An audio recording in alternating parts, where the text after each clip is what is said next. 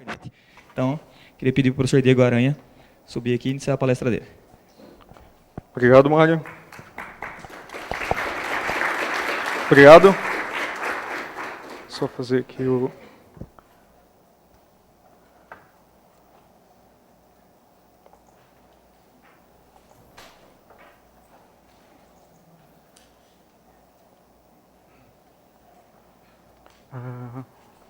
Aqui. Bem, boa tarde a todos. Eu sou o Diego Aranha. Eu sou professor da Universidade de Brasília, sou professor adjunto. Eu tenho doutorado em criptografia e segurança computacional pela Unicamp. E a primeira notícia ruim que eu devo dizer é que eu não precisei de praticamente de nada que eu aprendi no doutorado para fazer esse trabalho. Bem, essa é uma palestra técnica, em todos os casos eu vou tentar fornecer o máximo de intuição para que vocês entendam os conceitos, mas algumas tecnicalidades vão ser discutidas com precisão, porque, afinal de contas, é uma palestra técnica. Então, eu quero oferecer tanto para o pessoal que tem algum conhecimento técnico um pouco mais de detalhe, o pessoal que quer entender a intuição, ainda assim consiga capturar a mensagem. Essa palestra contém um relato da equipe coordenada por mim, que participou naqueles testes públicos de segurança da urna eletrônica em março de 2012. Foi a segunda edição desses testes organizados pelo TSE, e o objetivo desses testes era permitir que especialistas da indústria e da academia pudessem, de fato, avaliar a segurança dos mecanismos de segurança implementados no software da urna eletrônica. Eu pergunto de início, algum de vocês, na época, em março do ano passado, soube que a equipe da Universidade de Brasília tinha conseguido algum sucesso em quebrar algum dos mecanismos de segurança durante os testes? Se sim, por favor, levante a mão. Tá, então, razoável. Antes do anúncio dessa palestra, importante dizer, né, porque apenas com a divulgação na imprensa. Então, esse trabalho, a equipe foi coordenada por mim, nós vencemos os testes, o formato dos testes era uma competição, e eu contei com a ajuda de 3 técnicos da universidade que trabalham na área de segurança de redes. Eles protegem a rede da universidade contra ataques externos. Apesar de eles não serem necessariamente especialistas em criptografia, eles tinham o estado mental correto para trabalhar alguma coisa dessa natureza. Então, eu devo começar citando ou explicando como esses testes funcionaram. Então, a primeira etapa, esses testes tinham várias etapas diferentes. A primeira etapa foi chamada de fase de preparação pelo TSE. Na verdade, antes da fase de preparação, o TSE publicou um edital, uma chamada de participação, que qualquer pessoa podia se inscrever, tanto individualmente ou formando uma equipe, para participar desses testes. E apenas as inscrições aprovadas pelo TSE podiam, de fato, participar. Então, felizmente, a nossa inscrição foi aprovada. E aí, nessa fase de preparação, nós assistimos inicialmente, no dia 6 de março, uma palestra de abertura, onde técnicos do TSE explicaram superficialmente alguns dos detalhes sobre os mecanismos de segurança implementados na urna. Essa fase de preparação permitia, pela primeira vez nesses testes, que esses especialistas independentes pudessem ter acesso ao código-fonte do software de votação. Então, apesar de sempre, há muito tempo, ter o desejo de poder contribuir de alguma forma, foi a primeira vez que, de fato, como membro da academia, eu pude ter acesso ao código-fonte que realiza eleições no meu próprio país. Nessa fase de preparação, nós também podíamos solicitar esclarecimentos técnicos. Então, a gente podia formalizar perguntas para os técnicos do TSE a respeito de algum detalhe do código-fonte, do programa, e o TSE tinha a prerrogativa de decidir se respondia ou não, e poderia responder ou não esse esclarecimento técnico. O objetivo dessa fase de preparação era permitir que as equipes formulassem hipóteses sobre os mecanismos de segurança e metodologias de ataque. Então, eu vou usar aqui a terminologia que é padrão na área de segurança. Vou chamar de atacante, vou falar que nós atacamos o sistema, mas é porque nós, na verdade, estávamos personificando a figura que a gente chama de atacante, que é um fraudador interessado em manipular de alguma forma os resultados eleitorais. Então, o objetivo lá não era atacar, a gente está personificando alguém que pode ter no mundo real o desejo de atacar o sistema eleitoral para obter algum tipo de ganho, né, ou financeiro ou político, um ganho de alguma natureza. Bem, então, durante a fase de preparação, nós tivemos algum acesso ao código-fonte, não tanto quanto gostaríamos, e pudemos formular essas hipóteses e preparar o que o TSE chamou de planos de teste.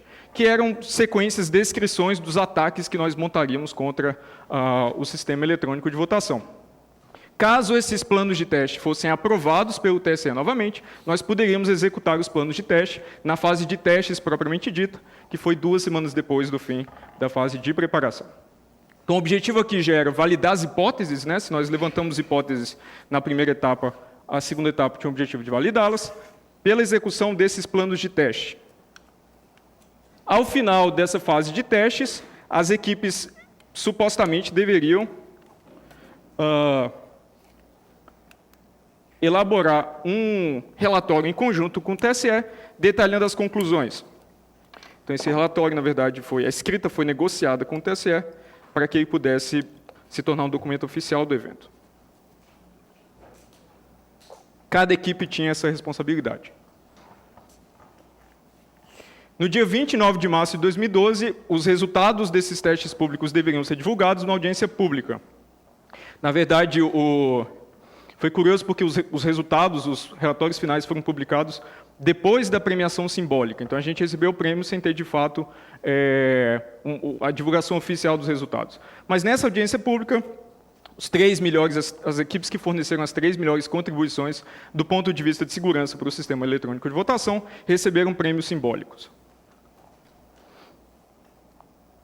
Bem, então, de fato, os documentos só foram publicados em 10 de abril, então todos os documentos foram publicados, desde os relatórios finais da equipe, até uma apreciação do nosso desempenho por uma comissão apontada pelo TSE. A gente vai discutir isso mais para frente, mas tinha uma comissão avaliadora responsável por avaliar o desempenho de cada equipe. Bem, então qual é o objetivo de fato das equipes enquanto participantes desse teste? Então, segundo o próprio edital de abertura, as metodologias de ataque deveriam ter 2 objetivos diferentes.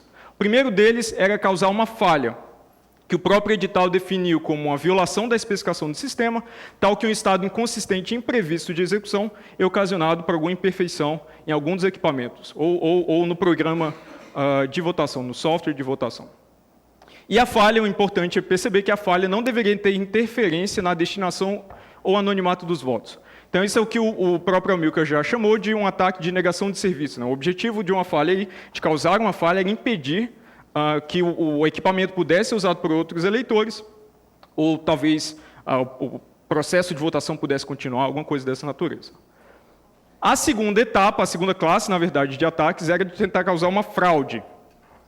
A fraude aí já tinha o caráter de ser um ato intencional, com o objetivo de alterar informações e causar danos, para causar interferência na destinação e ou anonimato dos votos. Então, aqui já é uma metodologia que tenta, de alguma forma, descobrir quais são os autores daqueles votos e tentar alterar a contagem dos votos de uma certa urna eletrônica numa eleição simulada.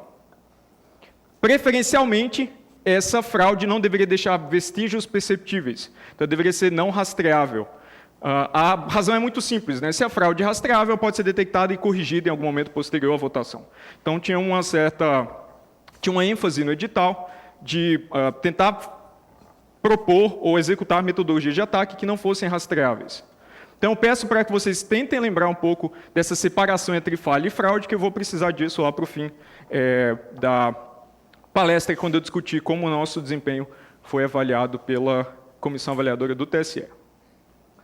Bem, então, só para lembrar, é assim basicamente que funciona uma eleição no Brasil. E esse algoritmo, nessa sequência de passos aqui, para se executar uma eleição, é bem parecida com outras eleições utilizando máquinas de votar similares à nossa, né?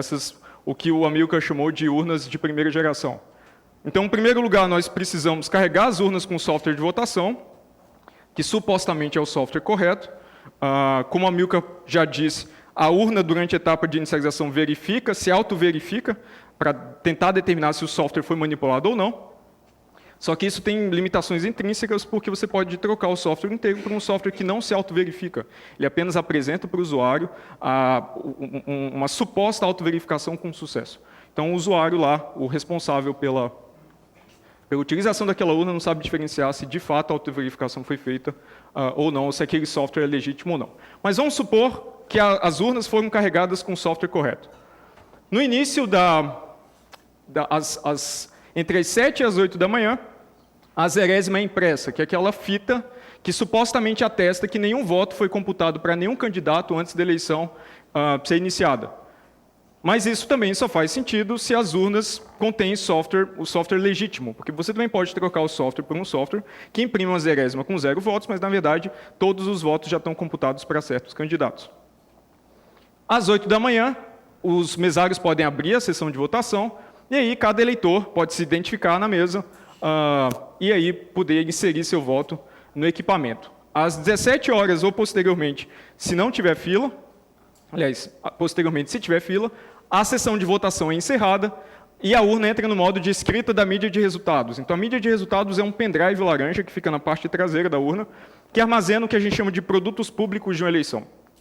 É um conjunto de arquivos, todos assinados digitalmente pela urna, que contém os dados que vão se tornar públicos depois daquelas eleições. Então, por exemplo, tem um registro cronológico de todos os eventos que aconteceram naquela urna, que a gente chama de log, tem um boletim de urna, que tem os totais para cada candidato daquela urna, tem um registro digital do voto, que eu vou descrever em detalhes, mas é o armazenamento fora de ordem dos votos, propriamente ditos.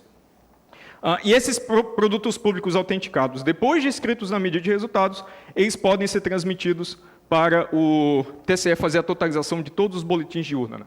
Então, basicamente, o papel do TSE como totalizador é somar os boletins de urna e declarar qual que é o resultado oficial da eleição. E é importante notar que esses testes tiveram enfoque apenas na urna eletrônica.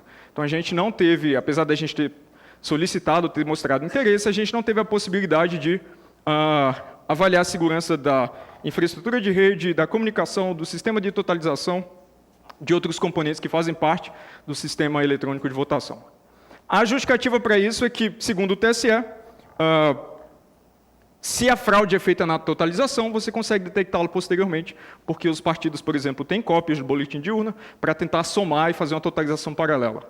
Mas isso nem sempre é verdade, dadas algumas questões jurídicas, mas ainda assim nós acreditamos que uma fraude na totalização que tem sucesso, por mais que ela possa ser detectada posteriormente, ela causa um dano irreparável à reputação da instituição que executa eleições. Então, eu não confiaria mais no TSE executando eleições se eles são vulneráveis a uma fraude durante a totalização.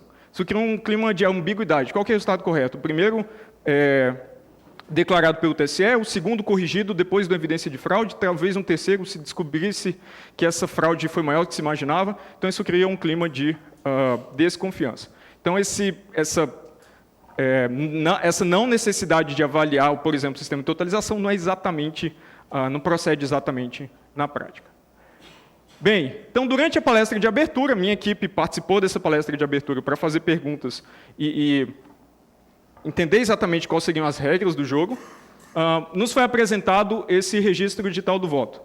Então, eu não sei se exatamente o Amilcar disse isso, mas quando a primeira vez que o voto impresso foi implantado no Brasil em 2002, ele foi descontinuado no ano seguinte, e foi implantado apenas em caráter experimental, em torno de 30% das urnas tinham um módulo impressor para imprimir os votos, sem que houvesse, no entanto, contato entre eleitor e votos impressos.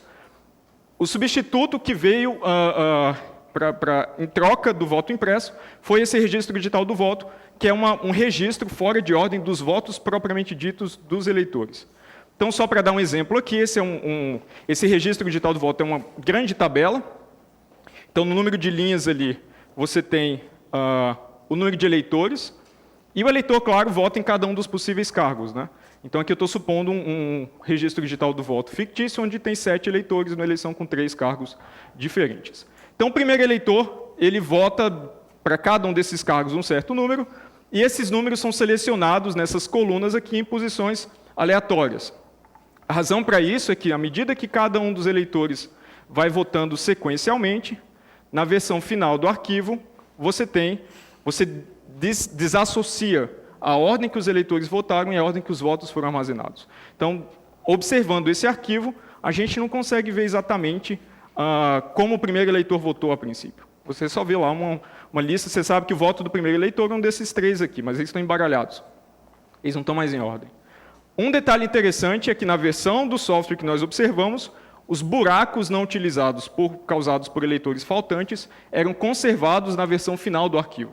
Então, o arquivo final tinha todos os buracos lá que não foram utilizados, porque alguns eleitores não compareceram para votação naquele dia. Bem, Quando nós observamos o registro digital do voto ainda na palestra de abertura, eu imediatamente conversei com a equipe e a gente detectou que esse seria um vetor interessante de ataque para começar a nossa participação de fato. A razão para isso é que, para que esse mecanismo de embaralhamento dos votos seja realmente seguro, você precisa utilizar uma técnica segura para embaralhar votos. E a gente estimou que o programador responsável do TSE talvez não tivesse projetado e implementado esse mecanismo como ele deveria. Então, eu costumo brincar dizendo que, nessa hora, meu sentido de aranha começou a tinir. E aí a gente levantou a hipótese de que esse mecanismo não tinha sido projetado e implementado de forma segura. Ou ainda que o programador responsável não tinha um treinamento suficiente para detectar que esse mecanismo era crítico para o sigilo do voto. E aí, quando você levanta essa hipótese, automaticamente você se faz algumas perguntas, né? Bem, se esse mecanismo não foi projetado e implementado de forma correta, será que é possível simular essa ordem de armazenamento embaralhado fora da urna, talvez depois das eleições? Se sim, se é possível simular essa ordem, é possível recuperar os votos em ordem com exatidão, saber exatamente como votou o primeiro eleitor, o segundo eleitor, o terceiro eleitor, ainda que a princípio você não saiba quem é o primeiro, o segundo e o terceiro eleitor? E se sim, que informações são necessárias para essa recuperação? Elas são públicas, elas são privadas, elas são secretas, elas são difíceis ou fáceis de se obter? E aí, aí eu vou ser forçado a entrar na primeira definição técnica. O projeto de implementação desse mecanismo de segurança foi realizado utilizando uma técnica clássica, que é utilizando o que a gente chama de gerador de números pseudo-aleatórios. Então, esse é basicamente um procedimento computacional, um cálculo, um algoritmo, que, a partir de um conjunto de parâmetros bem pequeno, que a gente chama de semente, quando esse procedimento é alimentado com essa semente, ele produz uma sequência de números que é aparentemente aleatória, porém, ela pode ser determinada apenas a partir daquela semente. Então, quem tem a semente consegue derivar independentemente toda a sequência de números. Quem não tem a semente, encara aquela sequência de números com uma sequência aleatória. Então, é claro que essa semente é crítica para que o adversário, o atacante, não consiga derivar a ordem que aqueles votos foram armazenados. Então, para isso, essa semente deve ser, primeiro, verdadeiramente aleatória, ou seja, ela não deve ser gerada por nenhum procedimento computacional determinístico, não deve ser gerada por um computador. E ela deve ser mantida em sigilo, porque se o adversário é capaz, mesmo que ela seja aleatória, se o adversário é capaz, o fraudador é capaz de obter a semente e consegue descobrir a ordem que os votos foram armazenados. Bem, então esses são os critérios suficientes para manter aquele esquema de armazenamento embaralhado dos votos como seguro. Depois de 1 hora, então a gente, com essa hipótese, quando a gente teve acesso ao estudo do código-fonte, a gente, na verdade, só teve acesso ao código-fonte no segundo dia da fase de preparação, se eu não me engano, às 11 da manhã, porque o primeiro dia tinha sido inteiramente reservado para uma equipe examinar o código-fonte. Então, na verdade, o ambiente de teste se organizava da seguinte forma: tinha uma sala que a gente tinha computadores e urnas eletrônicas, tinha uma outra sala blindada, com detector de metais e tudo que vocês podem imaginar, onde a gente podia assistir o código-fonte, podia examinar o código-fonte. E essa outra sala tinha uma capacidade limitada, só tinha 4 computadores. Então, se uma equipe entrasse lá e ficasse a tarde inteira, nenhuma outra equipe podia entrar. Então, só no segundo dia a gente, de fato, teve acesso ao código-fonte. E também é interessante que, dentro dessa sala de exame do código-fonte, a gente não podia levar nenhum dispositivo com capacidade de memória. Então, não podia levar papel para fazer notas, não podia entrar com metal, computador, pendrive, nada disso. Felizmente, a gente podia entrar com o cérebro dentro dessa sala, porque o que a gente precisou, nessa análise do código-fonte, foi buscar construções interessantes no código-fonte, memorizá-las para reproduzi-las no ambiente de testes e talvez tentar montar um ataque. Bem, então logo que a gente teve acesso ao código-fonte, nós começamos a buscar por funções conhecidamente inseguras para gerar números pseudo-aleatórios, porque a gente imaginou que esse mecanismo não tinha sido projetado e implementado de forma correta, de forma segura. E uma das 3 primeiras buscas por funções conhecidamente inseguras, a gente encontra uma ocorrência exatamente no arquivo que mantém os votos embaralhados. Então, o resto dessa primeira hora de análise, na verdade, foi verificar que não tinha nenhum outro procedimento, nenhum outro recurso que talvez atrapalhasse essa ordem. Então, basicamente, assim que a gente encontrou a função, a gente já tinha uma metodologia de ataque, a gente passou o resto da primeira hora se certificando que ela funcionaria na prática. Então, essa primeira hora já fortaleceu bastante a hipótese de que era possível recuperar os votos em ordem. A gente teve mais 4 horas para examinar o código-fonte, foi que a gente continuou buscando outras vulnerabilidades que talvez fossem ainda mais fáceis de explorar do que essa. Como o tempo do evento era bastante curto e o formato era de competição, aqui era basicamente uma corrida por encontrar a vulnerabilidade mais grave que pudesse ser explorada de forma mais simples, porque, afinal de contas, era uma competição também. A gente queria vencer essa competição. Então, nessa palestra tem basicamente todas as vulnerabilidades que a gente encontrou, mas nem todas a gente conseguiu exercitar. Só para formalizar, a gente submeteu 2 planos de teste, um visava tentar recuperar os votos em ordem, né, atacar o sigilo do voto, e a gente também tinha um outro plano de testes que tentava alterar, manipular o resultado de uma eleição. Nós não tivemos tempo para executar o segundo plano de testes, eu já vou justificar o porquê. Bem, a gente só podia executar os planos de teste durante a fase de testes, né? Então, no comecinho da fase de testes, o que a gente fez rapidamente foi um programa de 133 linhas, onde boa parte das 133 linhas é apenas para formatar a saída, para torná-la amigável. E esse programa, ele analisava o registro digital do voto em busca de tentar encontrar os votos em ordem. E a gente estabeleceu com o TSE o seguinte protocolo, a seguinte metodologia para executar o teste e mostrar que a gente, de fato, tinha um ataque funcional ao sigilo do voto, àquele mecanismo de embaralhamento. Então, o TSE produziu uma lista secreta de votos, que inicialmente era desconhecida de todos os membros da equipe. A equipe se partia em 2, que basicamente tinham os 3 componentes e eu era uma parte da equipe, o restante da equipe era uma outra parte. Então, a parte A da equipe, junto com o pessoal de apoio do próprio evento, era responsável por inserir os votos na urna. Então, nesse momento, essa lista secreta de votos se tornava pública para parte da equipe, não para mim. Depois disso, a parte A da equipe saía do ambiente de testes e a parte B da equipe, que era eu, entrava no ambiente de testes. E a partir do arquivo de uma eleição simulada, onde aqueles votos foram inseridos, o programa de análise tentava recuperar uma lista suposta de votos em ordem. Depois que essa lista era produzida, ela era impressa e, em conjunto com o pessoal de apoio, na verdade, a gente fez essa verificação em público, em voz alta, as 2 listas foram comparadas. Então, importante dizer que as 2 partes não podiam se comunicar durante a execução do método, né? A gente queria mostrar que não tinha nenhum tipo de... A gente não estava passando informação, usando nenhum tipo de código entre os membros da equipe para talvez comunicar quais eram os votos. Além disso, fica claro que o critério de sucesso dessa metodologia era quão parecidas ou quão idênticas são essas 2 listas. A lista secreta de votos, pelo menos para mim, para a parte B da equipe, e a lista produzida pelo programa de análise. E aí, no primeiro dia, no final do primeiro dia de testes, nós conseguimos recuperar com exatidão os votos em ordem para eleições com até 21 eleitores. Então, na verdade, a gente começou com 10, o TSE foi pedindo para a gente aumentar o número de eleitores para demonstrar uma prova de conceito um pouco mais concreta. Toda vez isso envolvia reinstalar a urna, refazer o procedimento de inicialização, os testes, então tinha um certo tempo aí para recomeçar os testes, gerar a lista secreta de votos e por aí vai. E aí, no final do primeiro dia, nos foi proposto repetir no dia seguinte a mesma metodologia, agora com um número realista de eleitores. Então, para o evento, a gente tinha um conjunto fictício de 580 eleitores. E esse número 475 foi calculado a partir da média de participação da eleição de 2010, que era de 82%. Então, a gente tinha que tentar recuperar votos de 475 eleitores. Cada eleitor votava em 2 candidatos, vereador e prefeito. Então, na verdade, a gente tinha que recuperar até 950. Eu estou com um pouco de sono. Bem, vamos lá.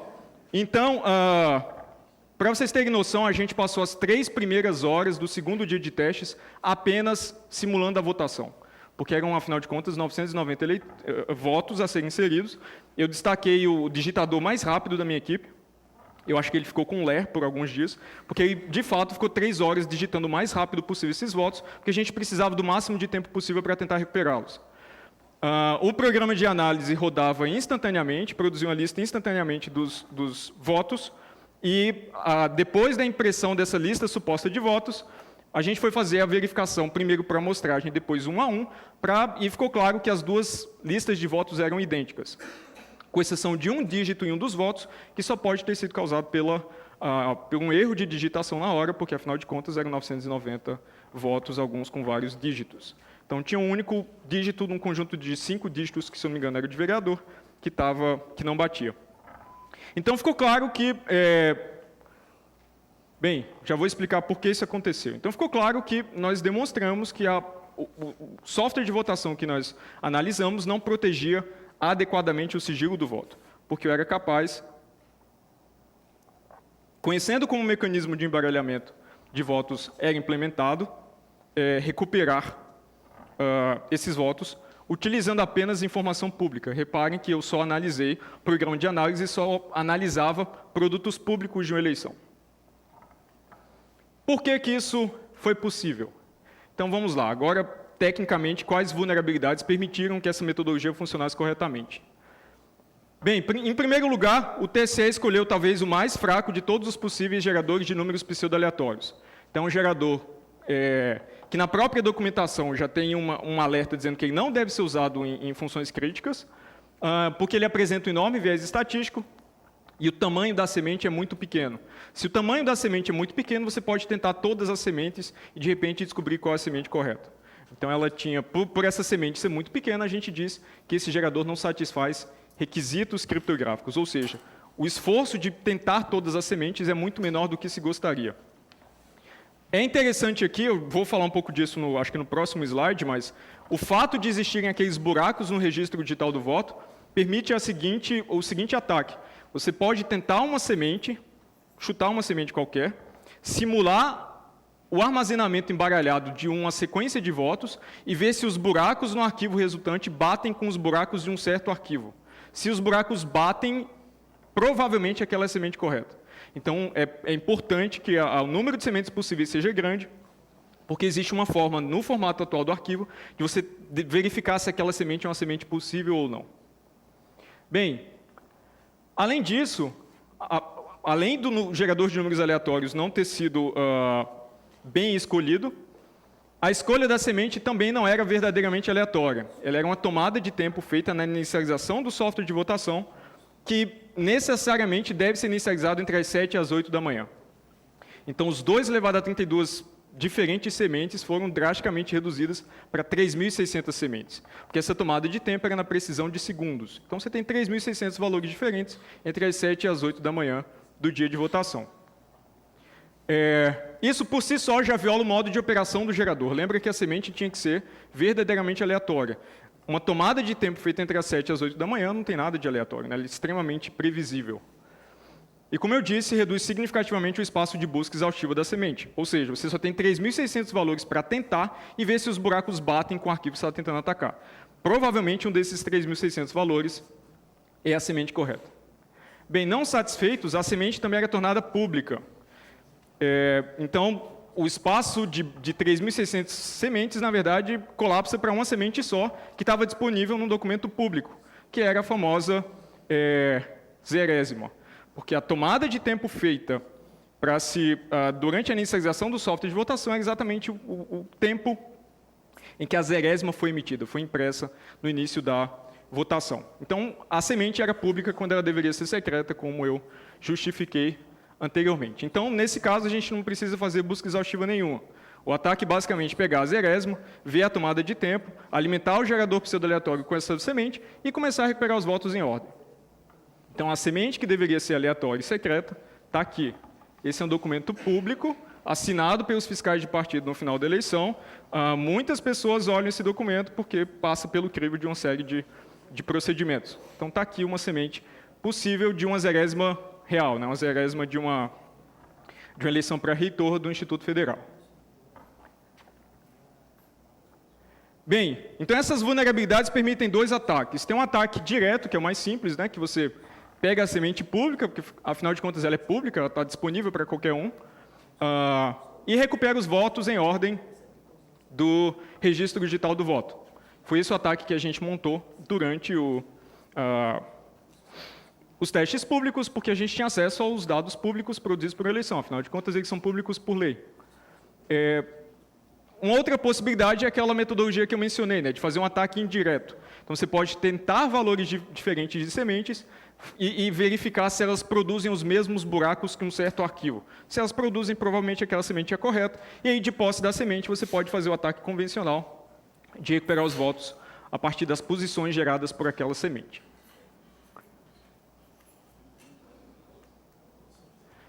Algumas características desses dois ataques. Bem, eles são eficientes porque a gente, especialmente o ataque direto, né, porque você não tem que, de fato, fazer busca exaustiva em intervalo nenhum. Você pega um valor público e começa lá a produzir as posições em que os votos eram armazenados.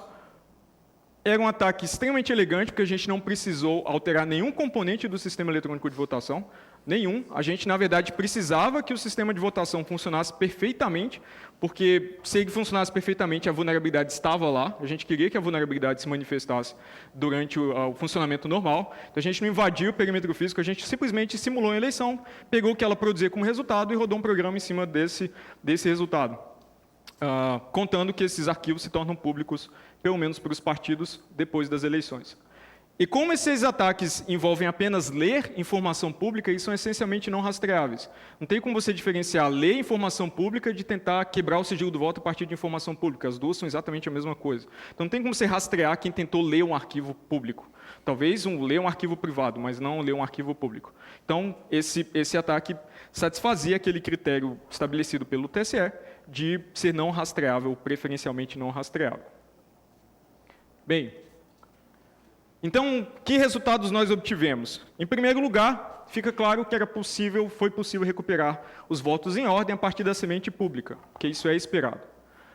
Também é possível recuperar a semente a partir dos votos fora de ordem, se você assim quiser, talvez se for um preciosista.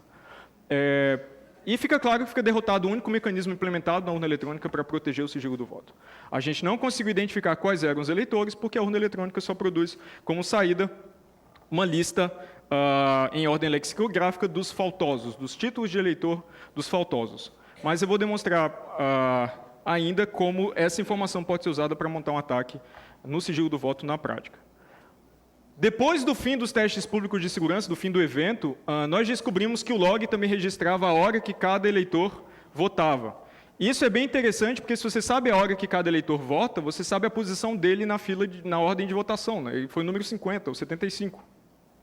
Se eu votei às 2h30, eu posso procurar que votos foram armazenados próximo das 2h30 e talvez inferir que aquele é o meu voto.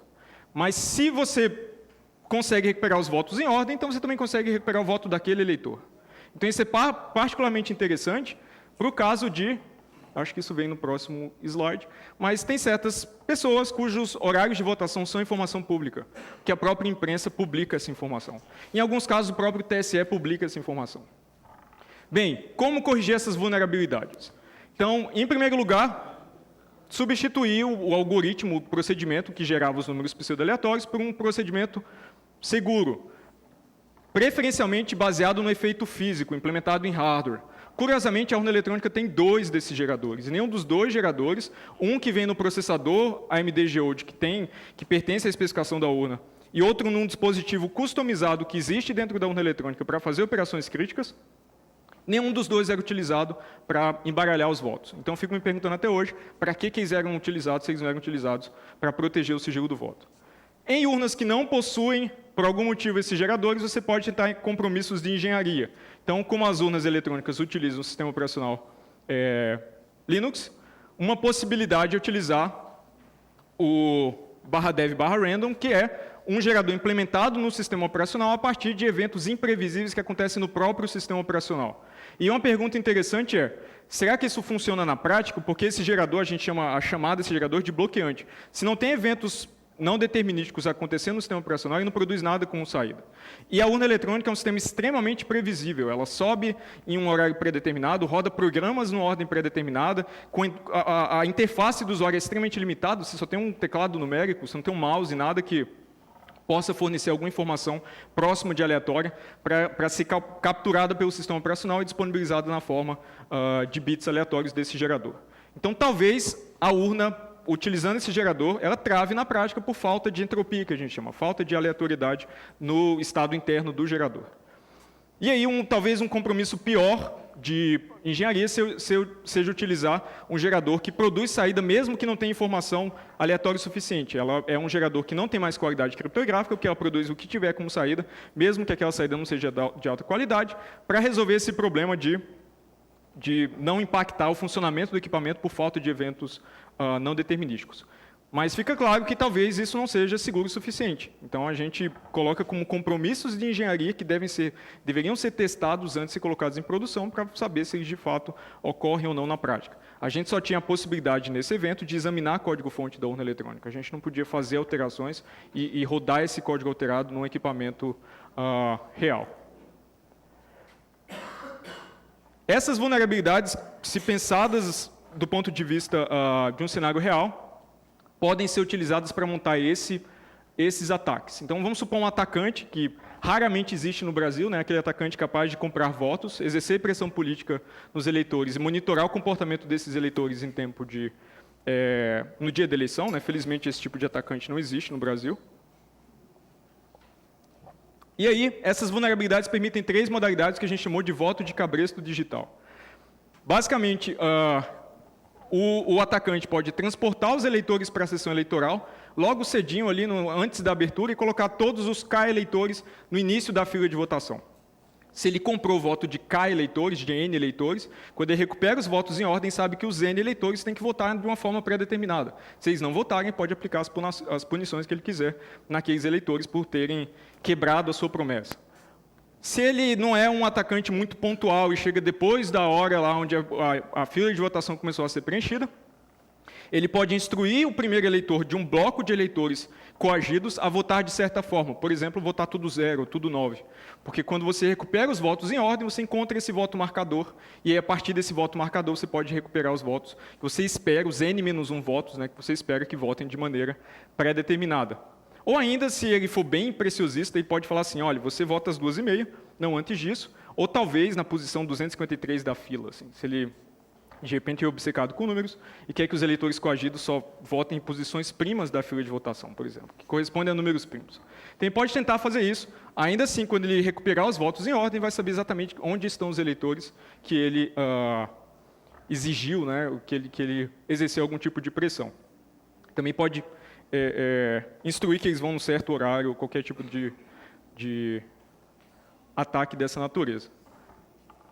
E o fato do log registrar o horário em que um voto é registrado pela urna eletrônica permite que a gente chama de quebra de sigilo direcionada, que eu já expliquei superficialmente, né? Se você sabe o local de votação e horário de votação, você sabe a posição daquele eleitor na fila de votação. Se você recupera todos os votos em ordem, você sabe destacar exatamente aquele voto. Então, só para dar um exemplo, nas eleições de 2010, o próprio TSE divulgou o horário que o presidente do TSE votou. Então, de posse das informações públicas do local de votação onde ele votou, não existe nenhum obstáculo para que eu recupere apenas o voto dele. E pode ser muito interessante para certos atacantes saber como o presidente do TSE, ou a presidente da República, ou senadores, empresários, o Eike Batista, não sei, votaram no dia da eleição. Tanto para gerar constrangimento, como para, não sei, aplicar algum tipo de pressão. Bem, durante as fases finais do evento, né, enquanto algumas dessas frases foram proferidas na audiência pública. Então, quando o evento estava terminando, basicamente eu só tinha relatado para a imprensa estritamente o que tinha acontecido, o que eu tinha negociado, que poderia ser divulgado com o TSE ainda nas fases finais do evento. O TSE disse que a nossa contribuição foi extremamente positiva, que eles aprenderam muito com os testes apresentados, não só pela nossa equipe, mas também pelas outras equipes, né? Afinal de contas, tinham 9 equipes diferentes, com 24 pesquisadores ou investigadores participando, e que, com certeza, eles consultariam a academia de novo nos próximos 2 anos. Bem, quando eles publicaram, depois da premiação, o relatório que não pode ser recorrido da comissão avaliadora, eles classificaram o nosso ataque como uma tentativa de causar uma falha e não uma fraude. Se vocês lembram, causar uma falha é simplesmente fazer com que o equipamento de votação não funcione mais. E a gente queria que o equipamento de votação funcione corretamente para ter um arquivo íntegro com os votos fora de ordem, porque a gente é capaz de recuperar os votos fora de ordem. Mas ainda assim, nosso ataque foi classificado como uma falha e não como uma fraude. Por mais que a gente tenha no próprio relatório, lá no plano de teste, marcado como fraude. Além disso, tinha uma certa fórmula que calculava a pontuação, E essa fórmula tinha uma ênfase quase obsessiva em aplicar penalidades. E as penalidades que foram aplicadas na nossa atuação foram exigir acesso físico à urna, mas é claro, como que eu posso votar na urna sem acesso físico a ela? Acesso físico às mídias, mas é claro, como que eu posso recuperar o arquivo de uma eleição simulada sem acesso à mídia de resultados que contém aquele arquivo? Acesso ao lacre, claro, como eu posso chegar à mídia de resultados para ler o arquivo que vai se tornar público, ou iria se tornar público na eleição real, sem violar o lacre que protege aquela mídia de resultados. E acesso ao código-fonte, o que eu não entendo, porque o objetivo era estudar o código-fonte. Então, você participa do evento, estuda o código-fonte, depois é penalizado por ter acessado o código-fonte. Bem, eles concluíram que a nossa pontuação, apesar de a gente ter vencido o evento, era de 0.0313, numa escala que vai de 0 a 400.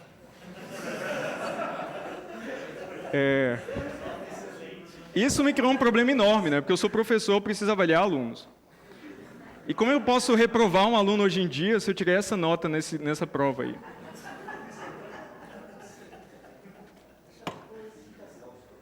Só para dar um detalhe, a segunda equipe ficou com 0.02, a terceira equipe ficou com 0.01, então foi extremamente acirrado. Foi ali photo finish para decidir o... Bem, esses não são os únicos problemas.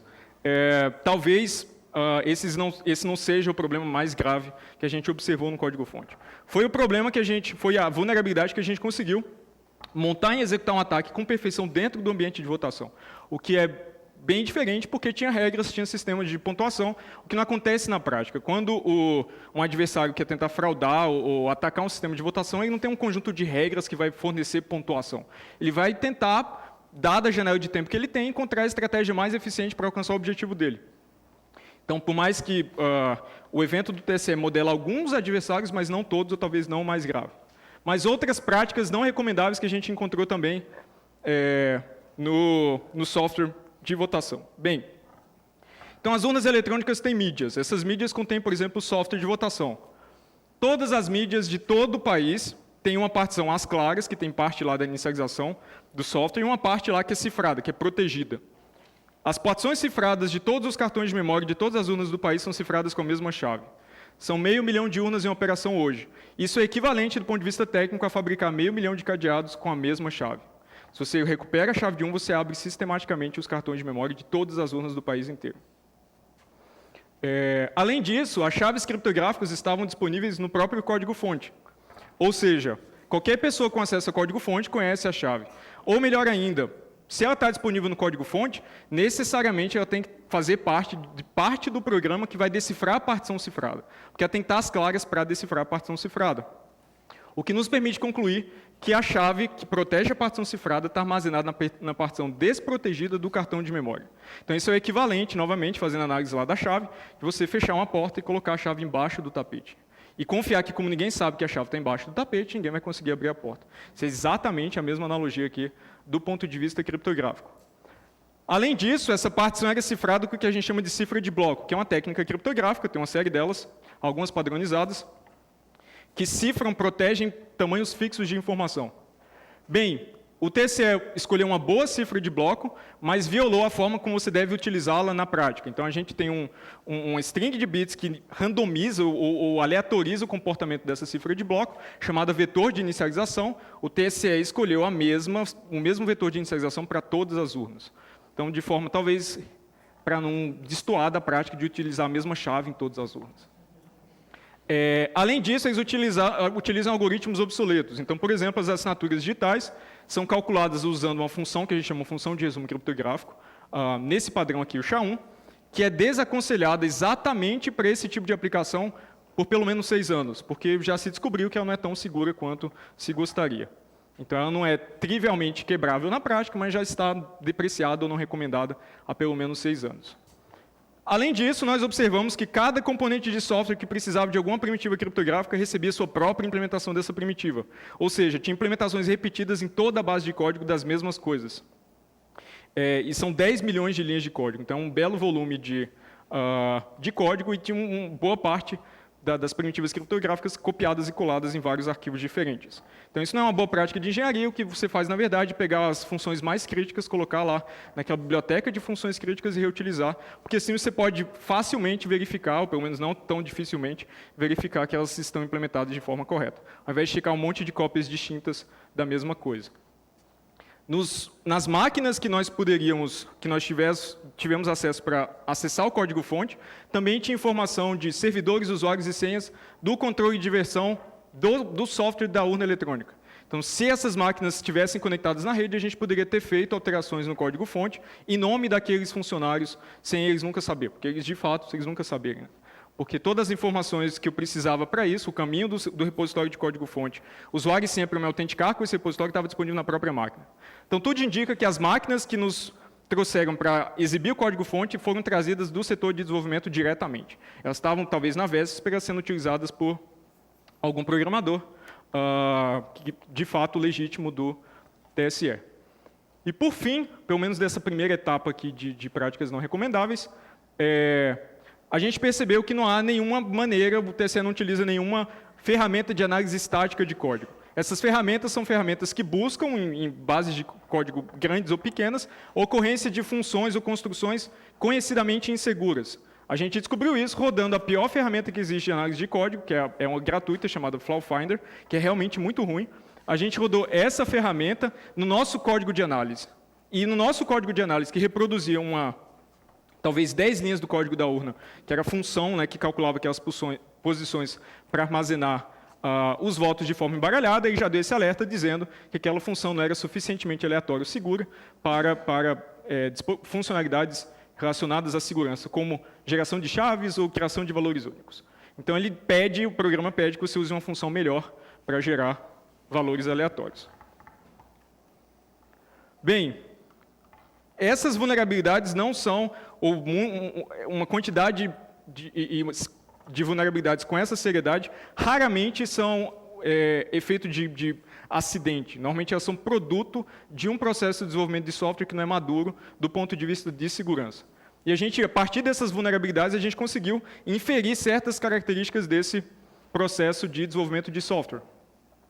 Por que nós fomos capazes de encontrar vulnerabilidades tão graves em software que alegadamente passa para a auditoria interna? Que a auditoria interna é essa que não consegue detectar vulnerabilidades antes de chegar até uma equipe de curiosos que estão participando da competição e estão imersas lá em 10 milhões de linhas de código e podem ser encontradas em menos de 1 hora, na verdade, em alguns minutos.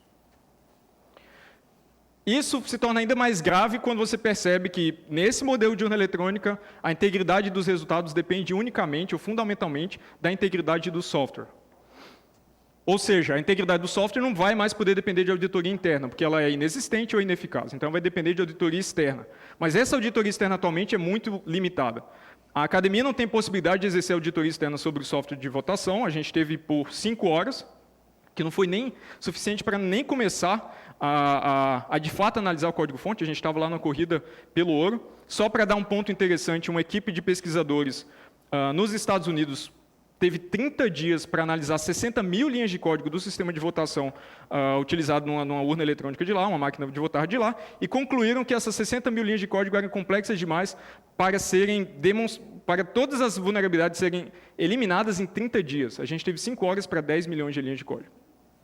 Os fiscais de partido têm alguma possibilidade de fazer auditoria externa, só que eles normalmente, para poder ter acesso ao código-fonte da urna, eles têm que assinar o que a gente chama de acordo de não divulgação, né? Eles têm que prometer que tudo que eles virem dentro do ambiente de exame do código-fonte não pode ser divulgado fora. Felizmente, a gente não teve, não existiu essa exigência de que a gente assinasse um termo de não divulgação, senão não poderia estar dando essa palestra hoje para vocês.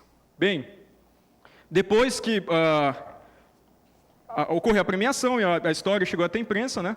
O TSE, acho que em agosto do ano passado, um pouco antes das eleições, afirmou que corrigiu a vulnerabilidade que nós encontramos. Mas é curioso que eles não dizem como eles corrigiram. E como eu não tenho mais acesso ao código-fonte, porque eu só tive durante as 5 horas lá quando participei de uma competição, eu não tenho a mínima ideia se eles corrigiram de fato, se eles corrigiram como deveria ser corrigido. Então, eu espero que tenha sido corrigido, mas eu não tenho nenhuma forma de verificar que tenha sido de fato corrigido. Bem, Outra funcionalidade que é bastante citado pelo TSE como mecanismo de segurança é essa autoverificação de software. Né? Mas a gente já discutiu mais de uma vez aqui que software se autoverificar não é, de fato, verificação de assinatura digital. Você precisa, para ter assinatura digital, você precisa de uma fonte externa de confiança e fazer uma verificação ativa do que foi assinado. Então, eu precisaria verificar ativamente o conteúdo de uma urna eletrônica. A urna eletrônica nunca pode se autoverificar porque você trivialmente troca por software que finge que se autoverifica, mas na verdade está completamente manipulado pelo adversário, mas exibe comportamento de software legítimo.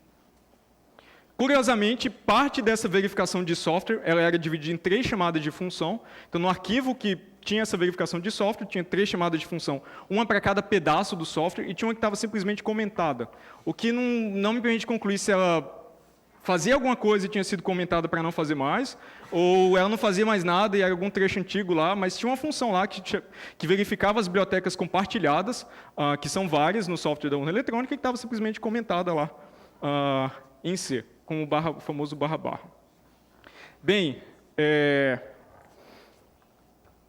além disso, como já foi dito várias vezes aqui, né, o modelo atual não permite nenhuma verificação independente de resultados. Então, a gente depende fundamentalmente da integridade do software, ou desse software, para ter eleições com resultados corretos. E talvez uma das coisas mais preocupantes que nós observamos é que o TSE não faz um esforço considerável para tentar modelar atacantes internos, que têm informação detalhada sobre o sistema de votação eletrônica. Talvez os próprios programadores ou outros funcionários que tenham acesso à informação técnica dentro do próprio TSE. Existe uma preocupação muito grande com atacantes externos, mas a gente não percebeu uma preocupação suficiente com atacantes internos. Aparentemente, eles são sempre confiados. Tudo isso denota uma falta de transparência considerável no como esse software é desenvolvido e utilizado na prática. Então, mais estritamente no processo de desenvolvimento, como eu já disse, a preocupação é ter mecanismos de segurança que sejam resistentes apenas a quem não conhece como eles foram implementados. E todo mundo que faz um curso de segurança aprende que isso a gente chama de ofuscação e não de segurança. Um mecanismo de segurança, para ele de fato ser um mecanismo seguro, ele precisa resistir a alguém que tenha conhecimento privilegiado sobre ele. Precisa resistir até o próprio projetista do mecanismo. Então, a gente desenvolve mecanismos que resistem ao próprio projetista. No meu trabalho acadêmico, eu procuro fazer coisas que eu não consigo quebrar, a não ser que eu tenha informação que deve ser mantida em sigilo. Então, a ênfase é colocada muito mais em atacantes externos do que em atacantes internos.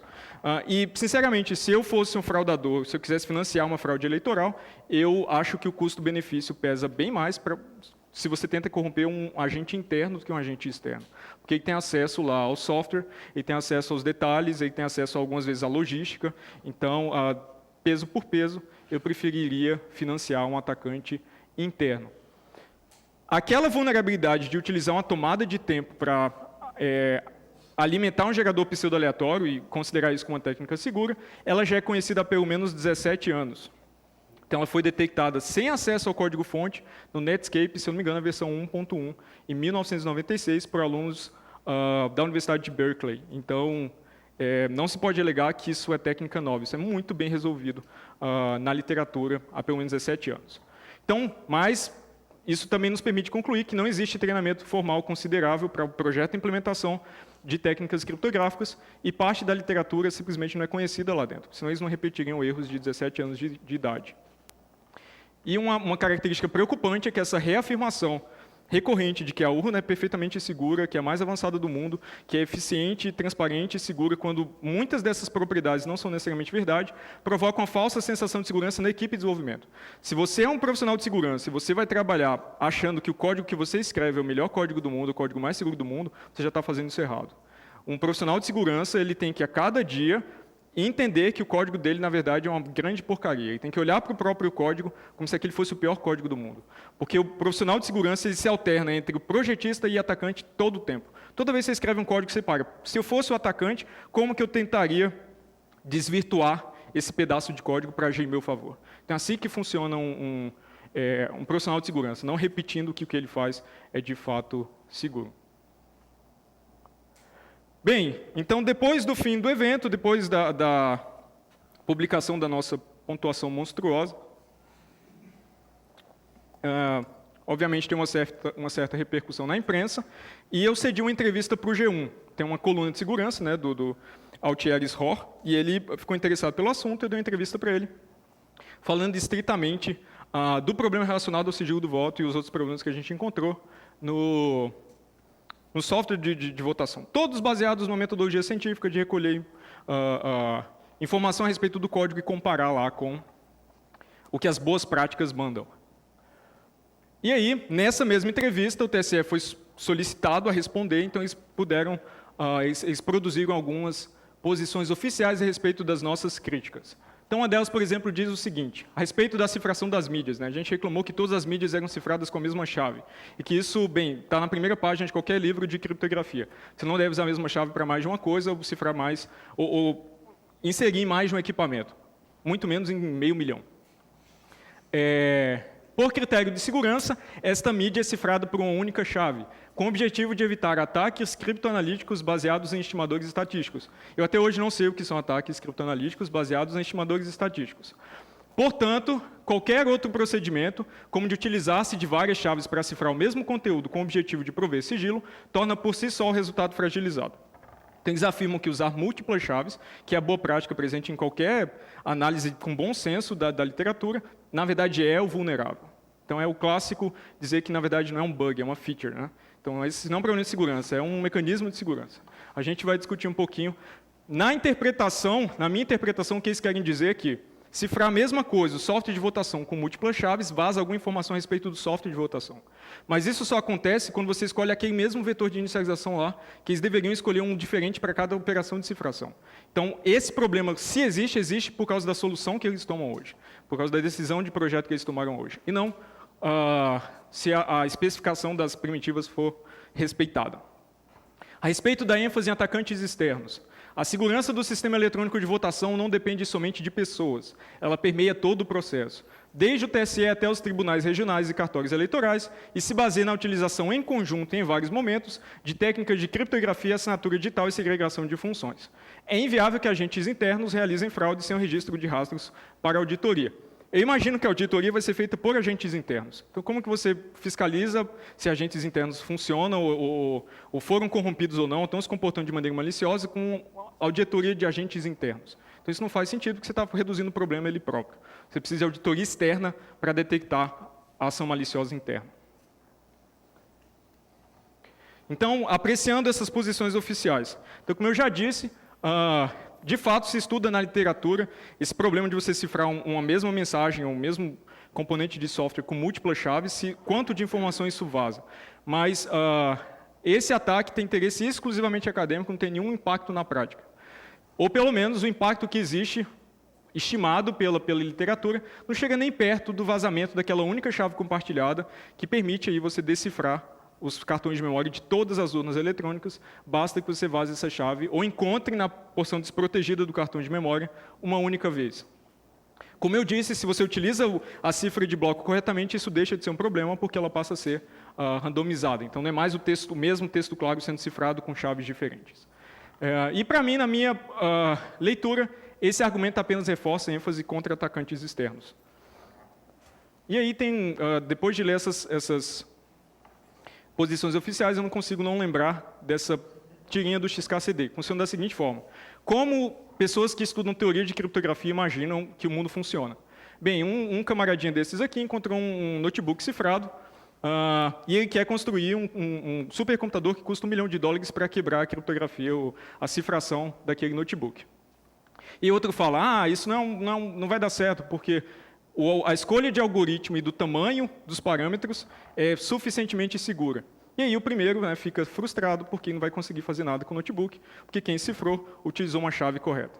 Isso é como a teoria criptográfica funciona na teoria. Como ela funciona na prática? Alguém chega e fala, bem, o notebook dele está cifrado, vamos drogá-lo, vamos comprar uma chave de fenda com $5, bater nele até ele cuspir a chave e falar qual que é a senha.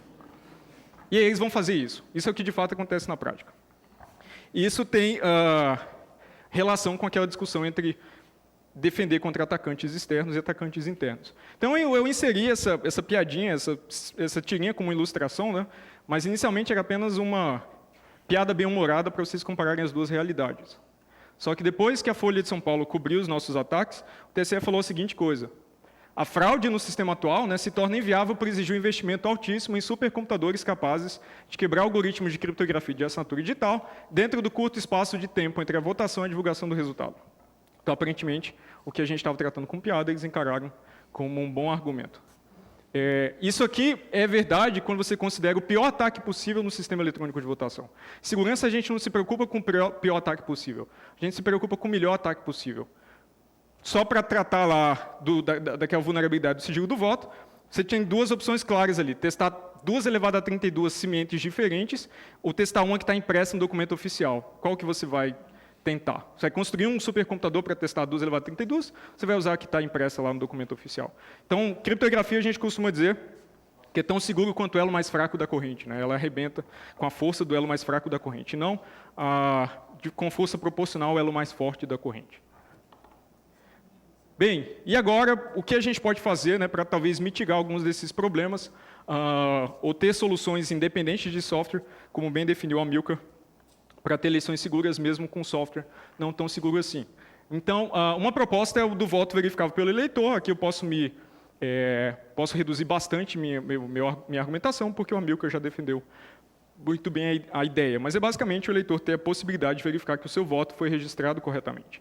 E esses votos serem armazenados para auditoria posterior, mesmo que por amostragem. Você não precisa contar necessariamente todos os votos de todas as urnas. A estatística serve para a gente, desde que essas urnas sejam distribuídas aleatoriamente, você conseguir estimar qual a possibilidade de fraude dada uma auditoria de um certo tamanho. Então, tem técnicas padronizadas para fazer esse tipo de estimativa. E se ela é feita por amostragem, a velocidade de totalização dos votos não é impactada substancialmente, porque você não vai recontar todos os comprovantes impressos de todos os votos. E você pode fazer isso em paralelo também, em cada sessão eleitoral, se assim a logística ou a legislação permitir. Bem, a respeito do voto impresso, o TSE cita um argumento do professor Walter Carnielli, que é um professor da Unicamp, que diz que as urnas do tipo das utilizadas atualmente nas eleições brasileiras, do tipo DRE, né, o Direct Recording Electronic, seriam passíveis de perfeita privacidade, ou seja, o voto é absolutamente sigiloso, embora com menor verificabilidade. Carnielli afirma que é matematicamente impossível atingir privacidade e verificabilidade absoluta e que, portanto, não há sentido na crítica de que pesa a mão apenas na verificabilidade. O que ele está dizendo ali, basicamente, é o seguinte. Eu concordo com o primeiro ponto. As urnas brasileiras são perfeitamente privativas, né? Eu mesmo não consigo verificar se meu voto foi registrado corretamente. Então, isso é, de fato, privacidade perfeita, né? Talvez até um pouco além do que eu gostaria. Mas não fornece nenhum mecanismo de verificabilidade independente. Então, o que ele está justificando é que não vale a pena a gente comprometer parte da privacidade, do sigilo do voto, para ganhar alguma coisa em verificabilidade.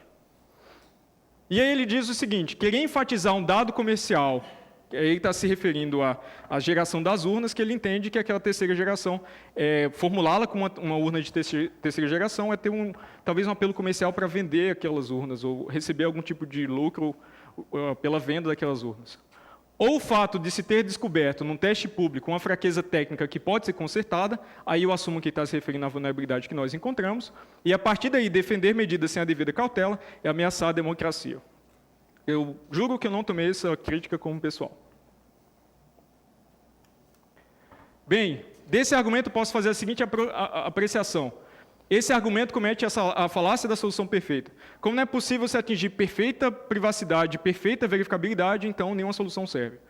Eu pergunto para vocês que situação é mais desejável para o eleitor.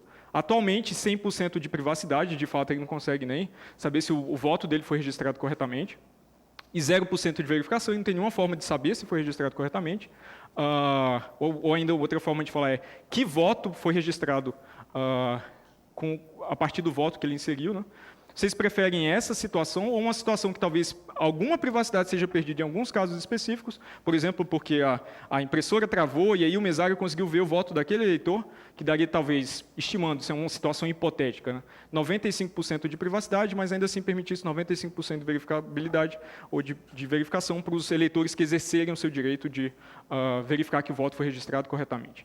Além disso, esse tipo de de equipamento de votação, ele reduz a pressão sobre o software de votação, porque a integridade dos resultados não depende unicamente do software de votação. Então a gente não precisa mais dessa caixa preta com módulos de segurança em hardware, com geradores pseudo-aleatórios e auditoria com academia com apenas 5 horas e toda essa coisa toda, só porque a paranoia do software ser manipulado, ela na verdade é distribuída na paranoia de todos os eleitores, de cada voto individual deles ser manipulado. Então, você confia que uma parcela significativa dos eleitores vão verificar os seus votos e distribui essa auditoria antes das eleições para durante as eleições para todos os eleitores.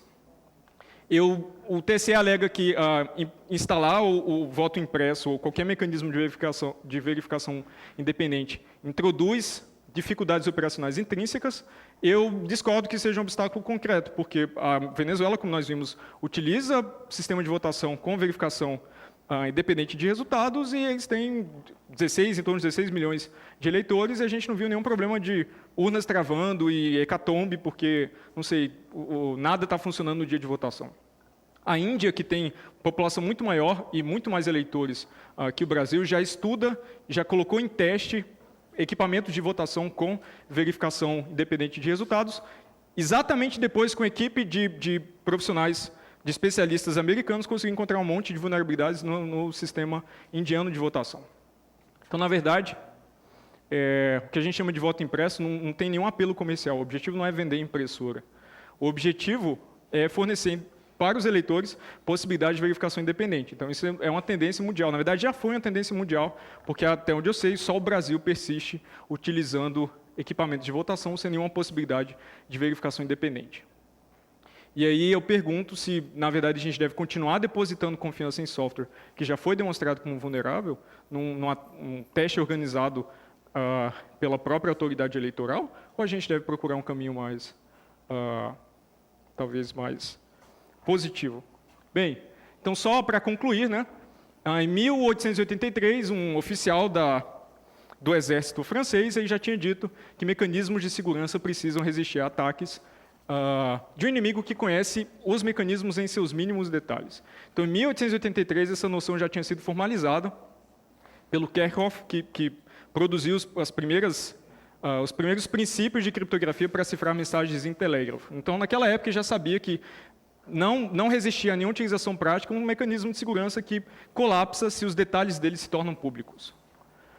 Shannon, em 1945, durante a Segunda Guerra, reafirma esse princípio dizendo que o projetista tem que assumir que o inimigo conhece o sistema.